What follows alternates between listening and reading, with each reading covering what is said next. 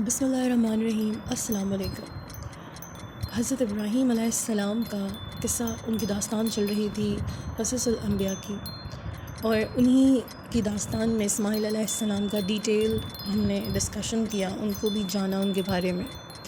آج ہم جن کے بارے میں جاننے والے ہیں وہ وہی ہیں جن کی خوشخبری دینے فرشتے حضرت ابراہیم علیہ السلام کے گھر آئے تھے، اور حضرت سارہ علیہ السلام جو کہ ابراہیم علیہ السلام کی پہلی زوجہ ہیں، وہ ان کے بیٹے ہیں۔ آپ لوگ سمجھ تو گئے ہوں گے کہ حضرت اسحاق علیہ السلام کی بات ہو رہی ہے، کہ اسماعیل علیہ السلام کے بھائی ہیں۔ کون اسماعیل علیہ السلام؟ وہی اسماعیل علیہ السلام جن کو بی بی ہاجرہ کے ساتھ حضرت ابراہیم علیہ السلام نے ایک ویران صحرا میں چھوڑا، وہاں زمزم پھوٹا، پھر ان کو ذبح ہونے کے لیے آزمایا گیا، قربانی کی گئی، اور پھر بیت اللہ کی تعمیر ہوئی۔ اب آگے بڑھتے ہیں، آئی تھنک اتنا ریکیپ کافی ہے۔ حضرت اسحاق علیہ السلام اسی سال پیدا ہوئے جس سال حضرت اسماعیل علیہ السلام اور حضرت ابراہیم علیہ السلام نے کعبہ کی تعمیر کو مکمل کیا تھا۔ ان کے پیدا ہونے کی خوشخبری کیسے دی گئی یہ ہم پہلے بتا چکے ہیں، مگر اب جب ان کی بات ہے تو پھر ہم اسے ڈیٹیل سے ڈسکس کرتے ہیں۔ حضرت ابراہیم علیہ السلام نے ایک دفعہ 3 نوجوان دیکھے۔ وہ جنگل میں سیر کر رہے تھے یا ٹہل رہے تھے یا کوئی کام کر رہے تھے، اللہ عالم۔ انہوں نے 3 نوجوان دیکھے اور وہ بہت مہمان نواز تھے، بڑے خوش ہوئے۔ انہوں نے ان کو اپنے گھر میں بلایا، بٹھایا، ان کی آؤ بھگت کی، اب بچڑا ذبح کر کے اسے بھون کے تکے بنا کے ان کے سامنے رکھے۔ اب مہمان کسی چیز کو ہاتھ نہ لگائیں۔ ابراہیم علیہ السلام تو گھبرا گئے کہ بھئی یہ کیا ماجرا ہے، کیونکہ اگر تو یہ مجھے ضرر نہ پہنچائیں گے، دشمن نہیں ہیں، تب تو ان کو کھانا چاہیے۔ لیکن دستور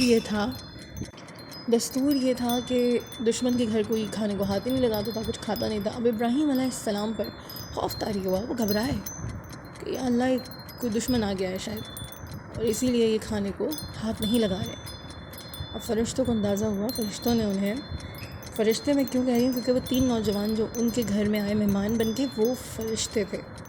اور انسانی روپ میں کیوں آئے تھے؟ کیونکہ وہ ابراہیم علیہ السلام کے پاس بھی اللہ کے حکم سے آئے تھے، اور وہیں سے انہیں آگے ایک اور حکم کو پورا کرنا تھا اللہ کے۔ اب فرشتوں نے ابراہیم علیہ السلام سے کہا، آپ پریشان مت ہو، گھبرائیں نہیں، ہم فرشتے ہیں۔ تو ابراہیم علیہ السلام تھوڑا پرسکون ہوئے کہ ٹھیک ہے، اس فرشتے تو کھاتے پیتے نہیں ہیں، جب بھی انہوں نے کھانے کو ہاتھ نہیں لگایا، کیونکہ وہ تو یہی سمجھ رہتے نا کہ یہ کوئی دشمن ہے۔ تو فرشتے ان کو یہ بتاتے ہیں کہ ہمیں اللہ کا حکم ہوا ہے کہ ہمیں قوم لوط کو تباہ کرنا ہے، غرق کرنا ہے۔ اب یہ واقعہ آگے اس کے بعد یہی آنا ہے، قوم لوط کا آنا ہے اسحاق علیہ السلام کے بعد، لیکن اس کی ہنٹ ہم یہیں ڈسکس کر لیں گے، پورا ڈسکس نہیں کریں گے۔ تو فرشتوں نے کہا کہ ہم اللہ کے حکم سے قوم لوط پر عذاب نازل کرنے کے لیے آئے ہیں، ہمیں وہیں جانا ہے۔ ابھی انہوں نے یہ ڈسکلوز نہیں کیا ہے کہ وہ حضرت ابراہیم علیہ السلام کے مہمان کیوں بنے ہیں، چونکہ اب حضرت ابراہیم علیہ السلام پر واضح ہو گیا تھا کہ فرشتے ان کے مہمان کیوں بنے ہیں۔ وہ کمفرٹیبل ہو گئے تھے کہ وہ ان کے دشمن نہیں بلکہ فرشتے ہیں اور اللہ کے حکم سے آئے ہیں۔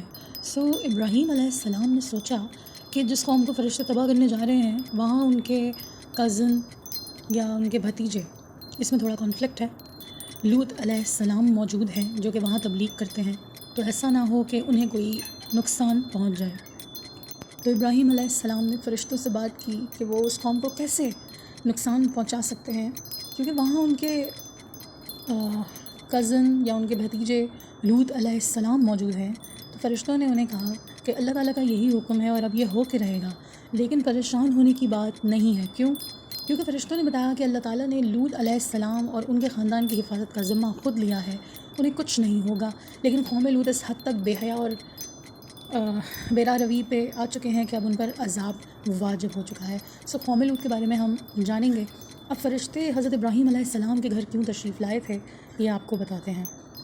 فرشتوں نے جب ابراہیم علیہ السلام پر سلامتی دی تو انہیں بتایا کہ اللہ تعالیٰ نے ان کے لیے خوشخبری بھیجی ہے کہ وہ انہیں ایک بہادر اور دانا بیٹے سے نوازنے والے ہیں۔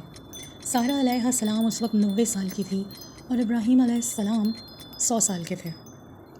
ابراہیم علیہ السلام یقین نہ کر سکے تو ہنسنے لگے کہ یہ کہاں ممکن ہے، اور سارہ علیہ السلام نے سنا تو کہنے لگی، مجھ بانجھ بڑھیا کا اب ایسا کیسے ہو سکتا ہے کہ ایک بیٹا پیدا ہو جائے؟ فرشتوں نے سارہ علیہ السلام سے کہا، کیا آپ کو اپنے رب کی اس خوشخبری پر بھروسہ نہیں ہے؟ آپ کے لیے یہی خوشخبری بھیجی ہے اور یہ سچ ہے، آپ کو جلد ایک بیٹے سے نوازا جائے گا۔ یہ خوشخبری دے کر فرشتے وہاں سے روانہ ہو گئے تھے قوم لوط کی طرف۔ اور جس سال اسماعیل علیہ السلام، ابراہیم علیہ السلام نے خانہ کعبہ کی تعمیر مکمل کی، اسحاق علیہ السلام بھی دنیا میں تشریف لائے۔ سارہ علیہ السلام اسحاق علیہ السلام کی والدہ ہیں۔ جب فرشتوں نے اسحاق علیہ السلام کی خوشخبری دی کہ حضرت ابراہیم علیہ السلام کے گھر بیٹا ہوگا، تو یہ بھی بتایا کہ ان کا نام اسحاق رکھا جائے۔ اسحاق علیہ السلام بہت فرما بردار بیٹے کی طرح بڑے ہوئے، اور جیسا کہ فرشتوں نے بتایا تھا کہ وہ اللہ کے پیغمبر ہوں گے، سو وہ اللہ کے پیغمبر ہوئے۔ جب اسحاق علیہ السلام بڑے ہوئے تو ابراہیم علیہ السلام کافی برے ہو چکے تھے، اور وہ چاہتے تھے کہ وہ اسحاق علیہ السلام کا گھر بسا ہوا دیکھیں، لیکن وہ کنانیوں میں ان کی شادی نہیں کرنا چاہتے تھے کیونکہ وہ اللہ پر ایمان نہیں رکھتے تھے۔ سو انہوں نے اپنے ایک ملازم الیرز کو ہرن بھیجا۔ نوکر کچھ ٹائم تک سفر کرنے کے بعد ہرن پہنچ گیا۔ وہاں پہنچ کر نوکر ابراہیم علیہ السلام کے بھائی کے گھر پہنچے اور ابراہیم علیہ السلام کا پیغام دیا۔ ان کے بھائی نے اپنی بیٹی کو اس نوکر کے ساتھ ابراہیم علیہ السلام کے گھر رخصت کر دیا۔ اب اسحاق علیہ السلام کا نکاح ان کے چچا کی بیٹی ربیکہ سے ہو گیا تھا۔ کچھ عرصے تک اسحاق علیہ السلام کے گھر کوئی پیدائش نہ ہوئی۔ پھر اللہ سے بہت دعا کرنے کے بعد انہیں 2 جڑواں بچے پیدا ہوئے، جن میں سے ایک کا نام عیسو اور ایک کا نام یعقوب رکھا۔ بہت سی جگہوں پر عیسی کو ماہیسو بھی لکھا گیا ہے، تو ماہیسو اور یعقوب ان کے بیٹے تھے۔ ماہیسو ایک طاقتور جوان تھا اور وہ ایک بہت زبردست شکاری تھا۔ وہ شکار کرتا تھا اور اکثر اپنے والد کے لیے شکار کا گوشت لاتا تھا۔ یعقوب عقل مند بیٹا تھا اور وہ اکثر گھر میں ہی رہتے تھے۔ اسحاق علیہ السلام بہت بوڑھے ہو گئے تھے اور ان کی بینائی بھی بہت کمزور ہو گئی تھی۔ ایک دن انہوں نے اپنے بیٹے عیساؤ سے کہا کہ انہیں شکار کا گوشت کھانے کی چاہت ہو رہی ہے۔ سو یعقوب علیہ السلام کی والدہ یہ بات سن رہی تھی، وہ اپنے بیٹے یعقوب کے پاس پہنچی اور یعقوب سے کہا کہ بکری ذبح کرو اور اپنے والد کے پسند کا کھانا بنا کے انہیں پیش کرو، اور جلدی کرو اس سے پہلے کہ عیساؤ تمہارا بھائی شکار سے واپس آ جائے۔ تمہارے والد دعائیں دینا چاہتے ہیں اور میں چاہتی ہوں کہ یہ دعائیں تمہیں ملیں۔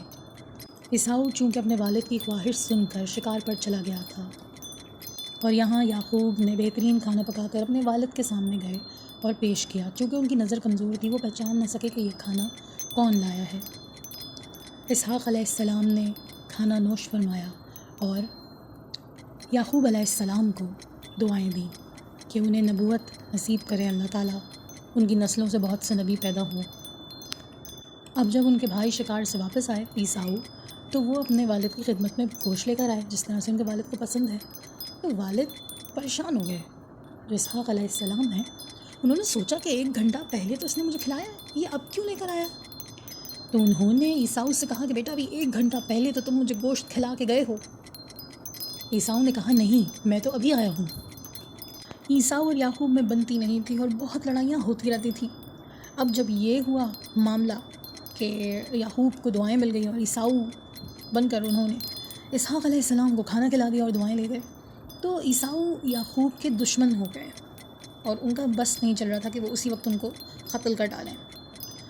تو یعقوب علیہ السلام سے ان کی والدہ ربیکہ نے کہا کہ وہ ان کے بھائی کے پاس چلے جائیں، لابان کے پاس چلے جائیں، اور جب تک ان کے بھائی کا غصہ ٹھنڈا نہیں ہوتا وہ اپنے ماموں کے گھر ہی رہیں۔ تو یعقوب کو ان کے ماموں کے گھر بھیج دیا گیا۔ یعقوب علیہ السلام نے اپنی والدہ کے کہنے کے مطابق گھر چھوڑا اور اپنے ماموں لابان کے گھر ہرن چلے گئے۔ اب ماموں کے گھر پہنچنے سے پہلے یعقوب علیہ السلام راستہ طے کر رہے تھے۔ راستہ لمبا تھا، صحرا میں ایک جگہ وہ بہت تھک گئے اور ایک پتھر کے اوپر سر رکھ کے لیٹ گئے تاکہ تھوڑا آرام کر سکیں۔